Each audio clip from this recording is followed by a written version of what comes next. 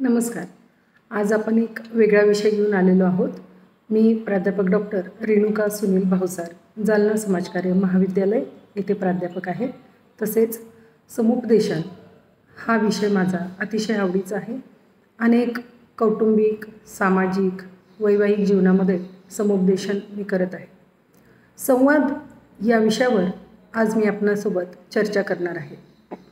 संवाद संपूर्ण मानवी जीवनाचा अतिशय महत्त्वपूर्ण भाग, ज्याशिवाय मानवी जीवन हे पूर्णच होऊ शकत नाही. व्यक्तीने जन्म घेतल्यापासून ते मृत्यूपर्यंत त्याच्या जीवनामध्ये होणाऱ्या सर्व घडामोडी ह्या संवादावरच अवलंबून असतात. संवाद हा प्रथमतः आपल्या कुटुंबातून सुरू होतो. आपण जेव्हा लहान असतो तेव्हा आपले कुटुंबीय आपल्यासोबत संवाद साधत असतात. लहानपणी आपण बोलणं येण्याच्या पूर्वी आपले आईवडील, बहीण भाऊ, आजी आजोबा, आपले नातेवाईक यांचा संवाद आपण ऐकत असतो, पाहत असतो, अनुभवत असतो. आपण जसजसे मोठे होत असतो तसा तसा आपला संवाद हा आपलं व्यक्तिमत्व समोरच्याला पटवून देण्याचा प्रयत्न करत असतो. संवादा या शब्दामध्येच वाद हा शब्दसुद्धा आलेला आहे. म्हणजे आपण जेव्हा बोलत असतो, एकमेकांशी गप्पा मारत असतो, चर्चा करत असतो, तेव्हा वैचारिक मतभेद जेव्हा येतात तेव्हा तो वाद असतो. परंतु दैनंदिन जीवनामध्ये एकमेकांसोबत प्रेमाने बोलणे, एकमेकांना समजून घेणे, एकमेकांशी अगदी आपल्या मनाला पटणाऱ्या गोष्टी बोलणे, आपलं सुखदुःख शेअर करणे आणि भावनिकतेने एकमेकांशी जोडण्याचं कार्य मात्र संवाद करत असतो.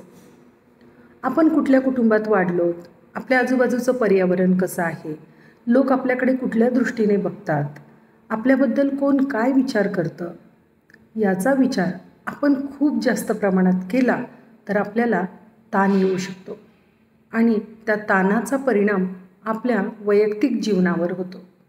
जसं की एखाद्या व्यसनाच्या आधारी जाणं, कुठलं तरी व्यसन लागणं.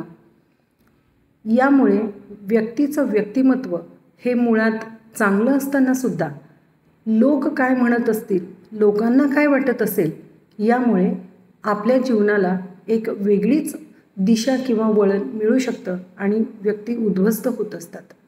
त्यामुळे आपण स्वतः मुळात चांगला संवाद साधणारे व्यक्ती बनलं पाहिजे आणि आपल्या संवादामुळे समोरच्या व्यक्तीला आनंद वाटला पाहिजे किंवा आपले विचार त्याच्यापर्यंत सकारात्मक पद्धतीने पोहोचले पाहिजे. संवाद आणि आपले विचार हे दोन गोष्टी एकाच नाण्याच्या दोन बाजू आहेत. कारण जे तुमच्या डोक्यामध्ये असतं तेच तुम्ही तुमच्या संवादाद्वारे व्यक्त करत असता. त्यामुळे समोरच्या व्यक्तीला बोलत असताना आपले विचार कशा पद्धतीचे आहेत, आपण काय सांगू इच्छितो, दुसऱ्यांना काय पटवू इच्छितो, हे आधी विचारपूर्वक सेल्फ ॲनालिसिस करूनच मग समोरच्या व्यक्तीसोबत संवाद साधायचा प्रयत्न करावा.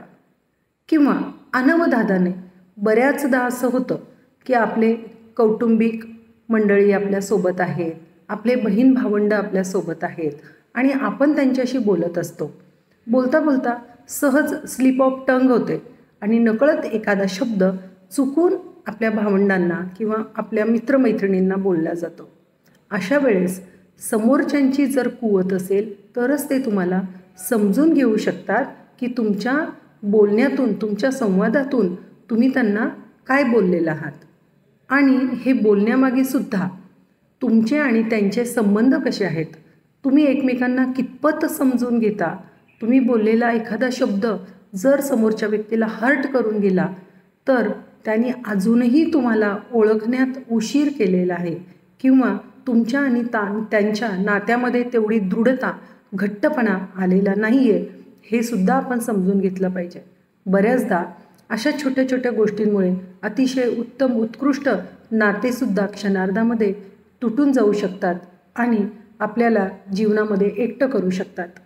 मला असं वाटतं अशा वेळी आपण सगळे नाते तोडण्यापेक्षा जर आधी संवादाच्या माध्यमातून, एकमेकांच्या विचारांच्या माध्यमातून जसं आपण आंघोळ करतो आणि आपलं सगळं अंग स्वच्छ करतो, कपडे धुतो आणि कपड्यातला मळ बाजूला काढून कपडे स्वच्छ करतो, तसंच मला असं वाटतं की प्रत्येकामध्ये संवाद कौशल्य असावं, प्रत्येकाची वैचारिकता ही शुद्ध सात्विक असावी. समोरचा व्यक्ती आपल्याला कुठल्या भावनेतून बोलतोय हे जर तुम्हाला कळालं तर जीवनामध्ये वाद होणार नाहीत आणि संवाद हा सुसंगत आणि चांगल्या पद्धतीचा होईल. बऱ्याच वेळेला आपण लहानपणापासून एक दुसऱ्यांच्या सोबत असतो तरीसुद्धा आपण एकमेकांची मनं ओळखू शकत नाही. ही एक खूप मोठी शोकांतिका आहे मला असं वाटतं. कारण की बऱ्याच ठिकाणी सुसंवाद होण्याच्या ऐवजी संवादाचं रूपांतर वादामध्ये होतं आणि मोठे मोठे भांडणं होतात. बऱ्याच ठिकाणी हाणामारी होते, खून होतात, व्यक्तिपासून दूर जातात, नाते तुटतात, आई वडील यांच्यापासून मुले दूर जातात, बहीण भावंडांपासून अनेक जण दूर जातात, आपल्या नात्याला वंचित होतात.